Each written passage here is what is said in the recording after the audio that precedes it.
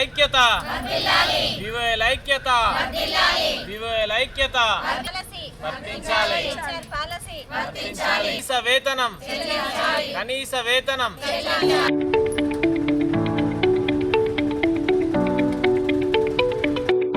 ఈరోజు నిజామాబాద్ జిల్లా భీమ్గల్ మండలంలోని ప్రతి గ్రామం నుంచి వివోఎల్ అందరం కూడా సమ్మె చేయడం జరుగుతుంది.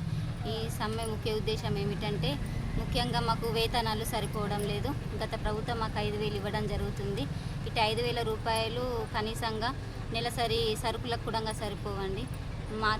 మార్కెట్ల ధరలను చూసినట్టయితే పెట్రోల్ ధర వారం కింద ఉన్న రేటు ఇప్పుడు కూడా లేదు, దాంట్లో కూడా రేటు ఉంది. ప్రతి సరుకుల మీద రేట్లు పెరిగినప్పుడు మా జీతాల మీద కూడా కొంచెం ప్రభుత్వం ఆలోచించి మా యొక్క డిమాండ్లను చూడాలని చెప్పేసి మా యొక్క విన్నపం.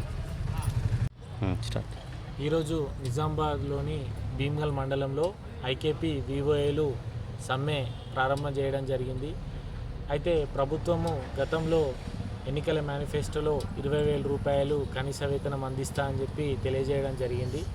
అయితే ప్రభుత్వం వచ్చి 2.5 సంవత్సరాలు గడిచిపోతున్నా కానీ ఇప్పటికీ కనీస వేతనం కల్పించకపోగా ఉద్యోగ భద్రత లేదు, ఆరోగ్య బీమా లేదు, ట్యాబు ఇచ్చి నెట్ సౌకర్యం కల్పిస్తా అని చెప్పడం జరిగింది. అవి కూడా లేదు. కాబట్టి ప్రభుత్వము మా యందు కనికరం చూపి, ఎందుకనంటే ప్రభుత్వము ముఖ్యంగా మా మహిళలనే ప్రాధాన్యతగా ప్రభుత్వం తీసుకొని ముందటికెళ్తుంది. కాబట్టి అందులో ఉన్న మహిళామణులు అందరూ కూడా ఉన్నాము. అందరూ ఉన్నవారికి ప్రభుత్వం చేయూతనిచ్చి కనీస వేతనం 26,000 రూపాయలు కల్పించాలా. ఆ గ్రేడింగ్ వ్యవస్థను రద్దు చేసి పని భారం తగ్గించాలా.